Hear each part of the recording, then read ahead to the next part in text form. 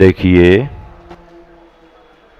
शिविर में शाम के समय आपको एक ऐसा विषय दे रहे हैं जो अपने जीवन से संबंधित है और अपने जीवन के परिणामों से संबंधित है। शास्त्रीय भाषा में उसे गुणस्थान कहते हैं, लेकिन अपनी बोलचाल की भाषा में हम उसे आत्म विकास का क्रम भी कह सकते हैं। आत्म विकास का जो क्रम है, जीव अपने परिणामों के द्वारा, अपने संयम के द्वारा कैसे कैसे आगे बढ़ता जाता है, इसका नाम गुणस्थान है। गुणस्थान कोई ऐसी बात नहीं है कि सीढ़ियां सी लगी हैं, हम एक एक सीढ़ी चढ़ते जा रहे, वो समझाने के लिए, दिखाने के लिए है, लेकिन यथार्थ में हमारे अंदर के परिणाम जो होते हैं उनकी चर्चा है। गुणस्थान किसे कहते हैं, परिभाषा मिलान करो और नोट करना है तो नोट भी करो। मोह और योग के निमित्त से होने वाले जीव के परिणाम, जीव के परिणाम, परिणाम के आगे लिखा तारतम्य अवस्था, उनकी उतार चढ़ाव की अवस्था विशेष को गुणस्थान कहते हैं। समझ में आया? नोट करो। मोह और योग के निमित्त से होने वाले जीव के परिणाम, उनकी तारतम्य अवस्था विशेष को गुणस्थान कहते हैं। ठीक है ना? परिभाषा नोट हो गई। अब इसमें से कठिन कठिन शब्दों को समझो, लिखना बंद करके फिर समझना शुरू करो। नोट हो गया ना? हाँ, अब लिखना बंद करें, अब सुने। मोह किसे कहते हैं और योग किसे कहते हैं? मोह, राग द्वेष का परिणाम जो है वो मोह कहलाता है। क्या? राग द्वेष का परिणाम यानी कसाय आदि के भाव, ये मोह कहलाता है। और योग में क्या आता है? योग में क्या आता है बताओ? मन वचन काय की प्रवृत्ति। ख्याल में आ रहा कि नहीं आ रहा? मन वचन काय की प्रवृत्ति योग कहलाती है। मोह में हमारे अंदर के राग द्वेष के परिणाम, आप नोट कर लें कि मोह में क्या आता है। मोह यानी राग द्वेष के परिणाम, और योग यानी मन वचन काय। अब इस मोह और योग के निमित्त से, यानी हमारे अंदर के राग द्वेष परिणाम और उसमें मन वचन काय, इनके निमित्त से होने वाले जीव के परिणामों की तरतम अवस्था। परिणामों की तरतम अवस्था का मतलब है जैसे मचमोर मोष्ट कहते हैं ना, तरतम प्रत्यय लगते हैं, ऊपर ऊपर को बढ़ते जाओ, नीचे नीचे को घटते जाओ।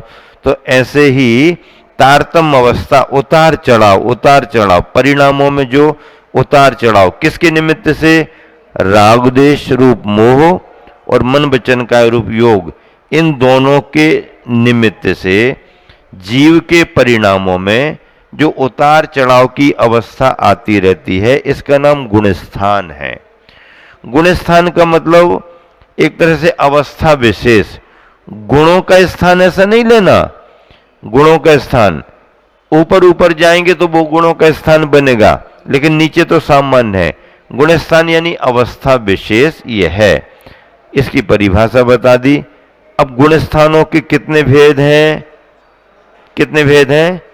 गुणस्थान कितने होते हैं?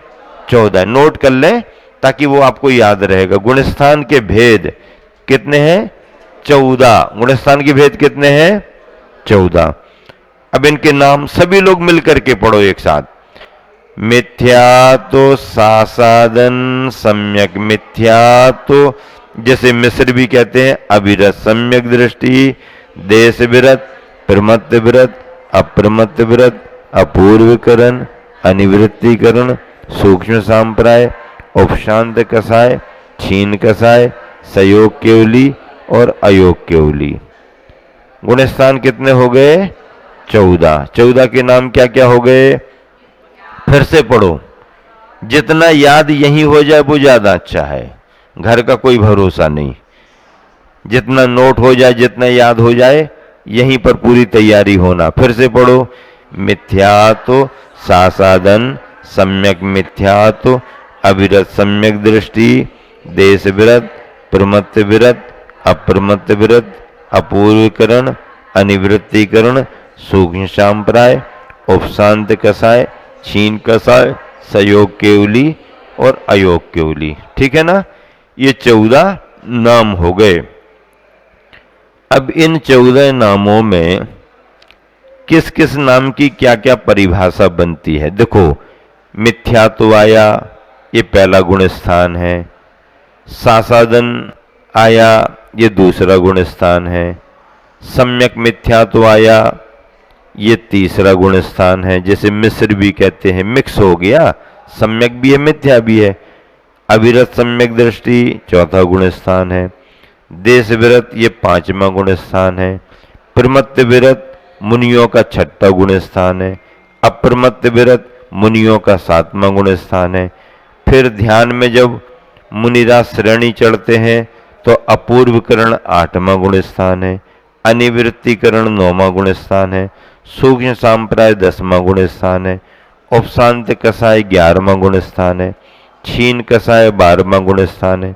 सयोग केवली 13वां और अयोग केवली 14वां गुण स्थान है।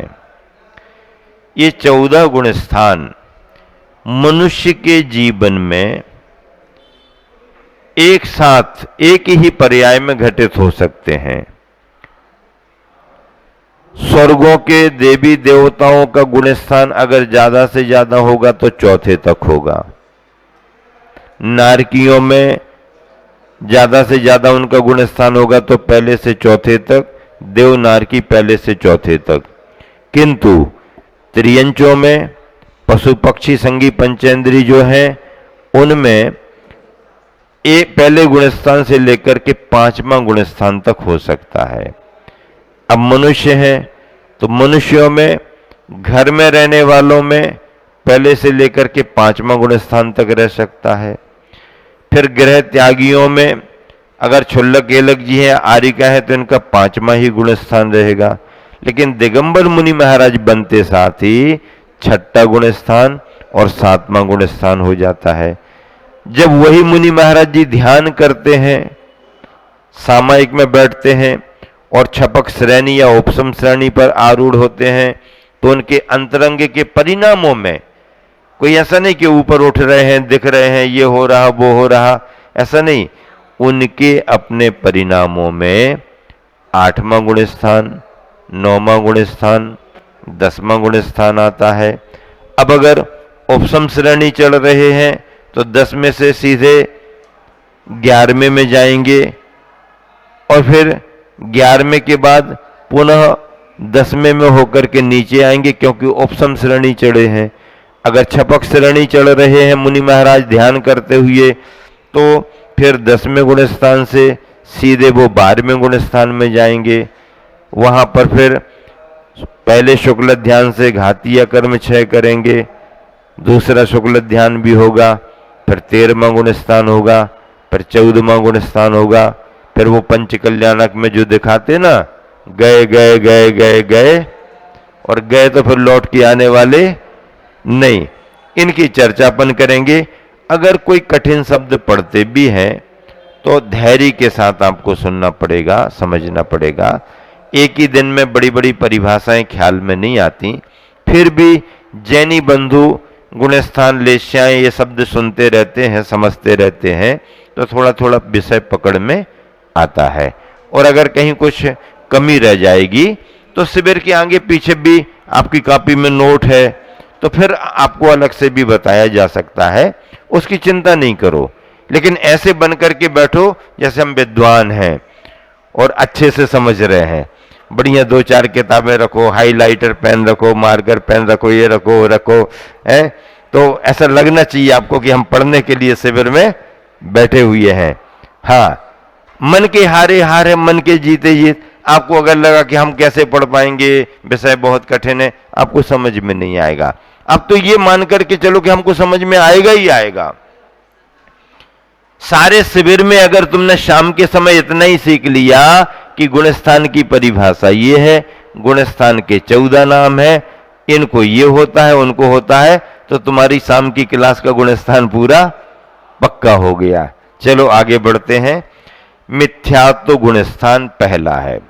ये पहला मिथ्यात्व गुणस्थान जो है, चारों गतियों में निगोद से लेकर के चाहे कोई भी गति हो, एकेंद्री से लेकर के पंचेंद्री तक के जीव क्यों ना हो, पहला गुणस्थान तो उनको बना ही रहता है। पहला गुणस्थान तो बना ही रहता है, इसके बगैर कोई जीव रह ही नहीं सकता है। मतलब जीव कोई प्रयास पुरुषार्थ करे या ना करे, उसकी अज्ञानता से, उसके अपने भावों से उसका पहला गुणस्थान तो चला ही आ रहा है। उसका नाम क्या है? मिथ्यात्व गुणस्थान। पहले गुणस्थान का नाम क्या है? पहले गुणस्थान का नाम क्या है?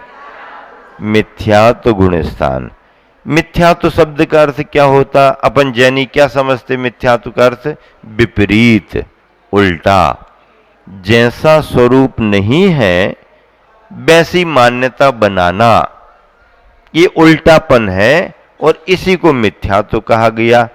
तत्व के स्वरूप को लेकर के, देवसास गुरु के स्वरूप को लेकर के, अपने आत्मा के स्वरूप को लेकर के जैसा नहीं है वैसी मान्यता बनाना और जैसा है वैसा नहीं समझ पाना, मतलब उल्टा काम, इसको मिथ्यात्व कहते हैं। जैन ग्रंथों में, जैनी भाषा में इसको क्या कहते हैं?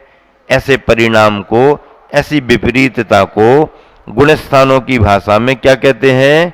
मिथ्यात्व। और ऐसे जीव को मिथ्या दृष्टि जीव कहते हैं। ऐसी मान्यता वाले जीव को क्या कहते हैं? क्या कहते हैं ऐसी मान्यता वाले को? मिथ्या दृष्टि जीव। और उसकी उस मान्यता को मिथ्यात्व कहते हैं, विपरीतता। सही समझ, सच्ची समझ उसको नहीं आई। परिभाषा देखो, मिथ्यात्व प्रकृति के उदय से। अच्छा, जीव को ये जो ऐसा भाव आ रहा है या जीव के अंदर ऐसे परिणाम जो आ रहे हैं, उसमें भी कारण क्या है? मिथ्यात्व नाम का एक कर्म है। मिथ्यात्व नाम का क्या है? कर्म है। ये किस में आता है मिथ्यात्व नाम का कर्म? मोहिनी की प्रकृति में। दर्शन मोहिनी और चारित्र मोहिनी दो भेद हैं। तो दर्शन मोहिनी में मिथ्यात्व, सम्यक मिथ्यात्व और सम्यक्त प्रकृति 3 भेद हैं। मोहिनी में 3 भेद हैं, एक मिथ्यात्व, एक सम्यक मिथ्यात्व, एक सम्यक प्रकृति। ये दर्शन मोहिनी। तो दर्शन मोहिनी संबंधी जो मिथ्यात्व का कर्म है, दर्शन मोहिनी संबंधी जो मिथ्यात्व का कर्म है, उस मिथ्यात्व कर्म प्रकृति के उदय में, जब वो कर्म उदय में आया है, आता है, तब क्या होता है? अतत्व श्रद्धान रूप। अतत्व, जो तत्व नहीं है उसके प्रति हमारा श्रद्धान हो गया, अथवा तत्व श्रद्धान रहित जो तत्व है उस पर श्रद्धान नहीं हो पाया। कुतत्व पर श्रद्धान जम गया और सच्ची बात तत्व पर श्रद्धान नहीं जमा, दोनों में उल्टा हो गया। क्या? विपरीतता को अच्छा मान लिया और जिसमें अच्छाई थी उसको विपरीत मान लिया, तो उल्टा काम हो गया ना। तो ऐसे तत्व श्रद्धान रहित आत्मा के परिणाम विशेष को, जीव के आत्मा के परिणाम विशेष को मिथ्यात्व गुणस्थान कहते हैं। कौन सा गुणस्थान कहते हैं? मिथ्यात्व गुणस्थान कहते हैं। मिथ्यात्व गुणस्थान में हमारे परिणामों की स्वरूप के प्रति विपरीतता होती है। हमने अपने स्वरूप को सही नहीं समझा, तत्व को तत्व के रूप में नहीं समझा, अतत्व को तत्व समझ लिया और तत्व को कुतत्व समझ लिया। सही समझ हमारी नहीं बनी। इस विपरीतता का नाम मिथ्यात्व गुणस्थान है। और ऐसे परिणाम संसार में प्रत्येक जीव के बने हुए हैं। निगोद में रहने वाला हो, नरक में रहने वाला हो, स्वर्गों की कुछ स्थानों तक रहने वाला हो, मनुष्यों में, त्रियंचों में, ये सहज हैं। इसे कोई कुछ करता नहीं है, अनादि संस्कार है। तो ये समझ लो जमीन की पहली अवस्था, इस पर तो सब है ही। तो ऐसा मिथ्यात्व, ये गुण स्थान सभी का पाए, चाहे एकेंद्रीय हो चाहे पंचेंद्रीय हो। जब इस गुण स्थान से ऊपर बढ़ने की बात आती है तो फिर क्या होता है, जीव को सम्यक दर्शन की जब भूमिका बनती है। अच्छा, सम्यक दर्शन की भूमिका किसको बनती है, कोई बताएगा क्या? कौन सा जीव सम्यक दर्शन प्राप्त कर सकता संसार में? चारों गतियों में से कोई भी। शर्त ये रहेगी, चारों गतियों का कोई भी जीव हो, लेकिन संगी पंचेंद्री हो, मन वाला हो। क्यों? क्योंकि मन विचार करता है और विचार किए बगैर सम्यक दर्शन हो नहीं सकता। जिसमें विचार करने की क्षमता है, हित और अहित का विचार जो कर सकता वो मन कहलाता है। तो ऐसा मन वाला जीव यानी संगी पंचेंद्री जीव, मन सहित संगी पंचेंद्री जीव सम्यक दर्शन को प्राप्त कर सकता है। फिर दूसरी बात यह है कि वह भव्यत्वपने को लेकर के हो, अभव्यत्वपने का स्वभाव हो तो उसको सम्यक दर्शन नहीं होगा, ये भी शर्त है। मतलब सम्यक दर्शन प्राप्त करने के लिए पहली बात है जीव में संगी पंचेंद्रीपना हो, भव्यत्व भाव हो, और फिर वो अपने अंदर की कर्म प्रकृतियों के क्षयोपशम को प्राप्त हो, और भी अनेक शर्तें हैं, जागृत उपयोग वाला हो, आदि आदि, तभी उसको सम्यक दर्शन होता है।